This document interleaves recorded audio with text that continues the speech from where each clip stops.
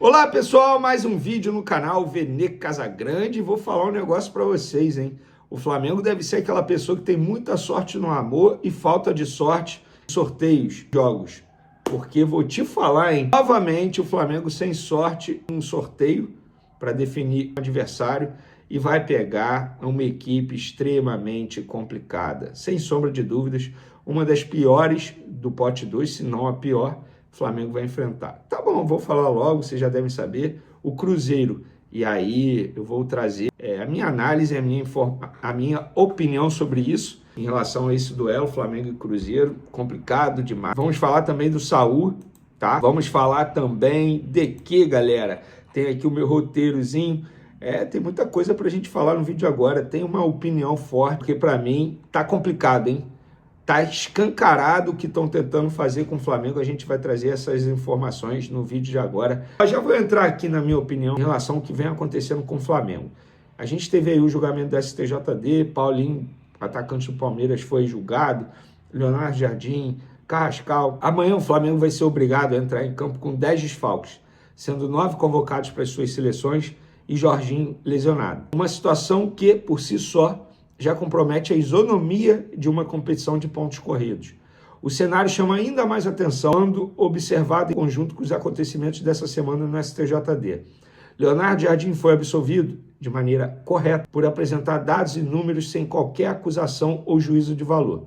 Curiosamente, o atacante Paulinho, após provocar a torcida adversária, no caso Flamengo, fazer gesto ligado a torcidas organizadas, de respeitar uma instituição e contribuir para um ambiente que quase terminou em confusão generalizada, também foi absolvido. São episódios distintos, mas que reforçam uma sensação cada vez mais presente, a de que os critérios adotados contra o Flamengo nem sempre são os mesmos aplicados aos demais. Ao longo de 2026, acumulam-se decisões e circunstâncias difíceis de compreender sob a ótica da igualdade de tratamento. Fica a pergunta: será esse o preço por ter se organizado financeiramente, conquistado títulos e alcançado protagonismo no futebol brasileiro? O Flamengo está sendo perseguido? A impressão é que, mais uma vez, o clube precisará vencer contra tudo e contra todos. É a minha opinião, é o que eu penso. Quero a opinião de vocês aí. Enfim, podem comentar à vontade. Galera, sorteio. Vamos lá, Flamengo pegou o Cruzeiro. E, assim, não tem o que falar. É lamentar a falta de sorte do Flamengo. Porque justamente no ano que tem a melhor campanha da fase de grupos, que jogou muito bem a fase de grupos, 16 pontos, sendo 3 conquistados numa altitude, complicado e tal. Aí, na hora do sorteio, o que acontece? O Cristo, que está sempre de braços abertos, ele fecha. E fechou na hora do Flamengo. O Flamengo vai pegar o Cruzeiro, um adversário muito difícil. Na minha opinião, só poderia ser pior se o Flamengo pegasse o Palmeiras. E eu acho que está ali no mesmo nível. Já falei sobre isso aqui, o Cruzeiro vai vir muito forte no segundo semestre, vai fazer um investimento pesado, não tem Campeonato Brasileiro mais para disputar, vai dar all-in na Libertadores, vai fazer reforço, vai trazer reforços de peso, tem um bom time, tem um bom treinador. O Flamengo teve falta de sorte. E esse papo de quem quer ser campeão não escolhe adversário é balela. Balela. Claro que o Flamengo não queria pegar o Cruzeiro também não queria pegar o Flamengo nessa fase, nas oitavas de final. Sempre melhor encarar, na teoria, os times mais fáceis. Não por acaso que as equipes buscam sempre a primeira colocação do grupo para, teoricamente, pegar os adversários mais fáceis. Além, é claro, de decidir em casa. E tem outro ponto, as oitavas de final só acontecem em agosto. Até lá o Cruzeiro tem muito a crescer. Longe da briga pelo título brasileiro, a Raposa vai apostar todas as fichas na Libertadores. A diretoria promete reforços de peso para melhorar ainda mais o elenco. Dito isso, galera, está definido, não tem o que chorar. Flamengo e Cruzeiro será o grande duelo das oitavas de final da Libertadores. Quem passar desse confronto vai chegar muito forte para o restante da competição. De um lado da chave tem Flamengo, Cruzeiro, Corinthians. Quem passar de Flamengo e Cruzeiro, para mim, chega à final da competição. Do outro lado da chave tem o Palmeiras, que nas oitavas pegou o Cerro Porteño, tem uma chave muito mais fácil que a vida dos times que estão na outra chave. No fim das contas, quem passou em segundo, quem estava no pote 2, acabou se dando bem e tendo um caminho mais fácil. É por isso que eu falo, Libertadores é isso. É tal como Copa do Mundo, por exemplo. Muita gente me pergunta, você acha que o Brasil vai ser campeão? Acho que não. Tem chance? Tem. Como assim? É isso, é Copa do Mundo, é fase, é mata-mata, muita coisa acontece.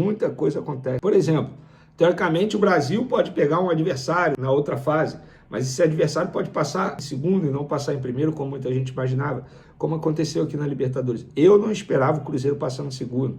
Passou. Foi a Universidade do Chile que passou em primeiro. Eu não esperava o Fluminense passando em segundo. Passou. Eu não esperava muito menos o Palmeiras passando em segundo, mas passou. Então, gente, é isso. Tá feito. Agora é encarar o problema. Os jogos serão em agosto.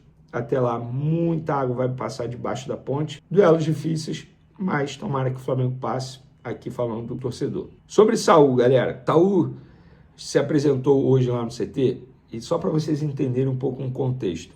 Todos os jogadores, eles respondem a questionários. Tem um aplicativo lá, falando de uma maneira bem sucinta para vocês entenderem. E aí tem em relação à dor. Hoje, o Saul respondeu que as dores estavam, porque tem uma escala de 1 a 10.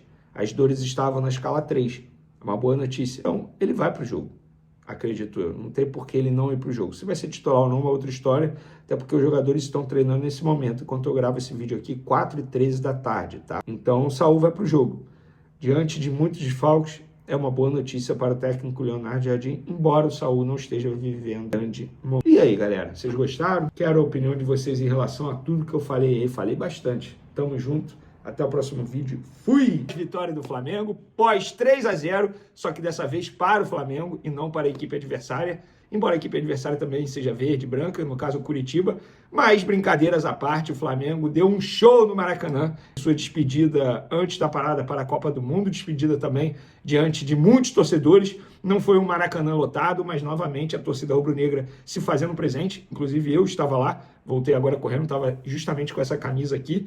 Voltei correndo para poder gravar esse vídeo aqui de pós-jogo e trazer a nossa análise em relação a essa grande vitória do Flamengo. Mas nem tudo foi flores no Maracanã. Infelizmente, tem um lado negativo e a gente vai contar aqui para vocês que lado negativo é esse.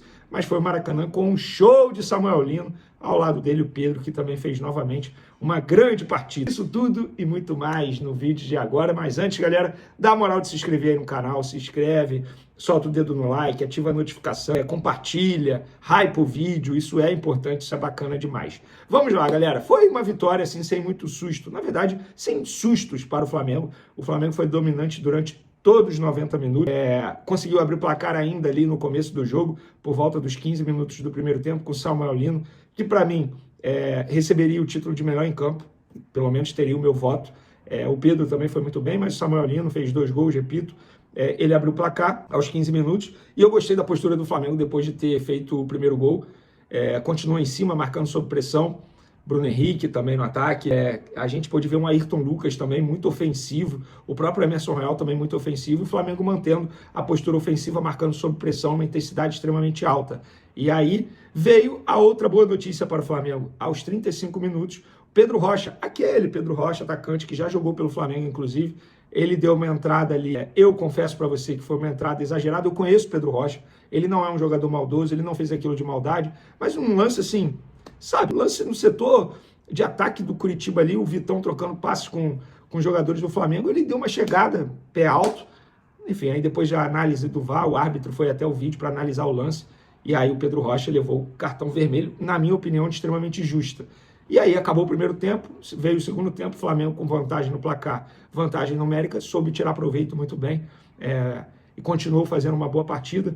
O Pedro fez o segundo gol, depois o Samuel Lino, um golaço, fez o terceiro gol e fechou o caixão. Então, foi uma vitória muito importante para o Flamengo, porque na pior das hipóteses, vai continuar com 7 pontos de diferença para o líder Palmeiras, porque o Palmeiras pega a Chapecoense nesse domingo. Eu particularmente acho que o Palmeiras não vai perder para a Chape, que o Palmeiras vai vencer o Palmeiras, vai vencer a Chape. Então, na pior dessas hipóteses, vai ficar com 7 pontos de diferença, mas com um jogo a menos que é contra o Mirassol.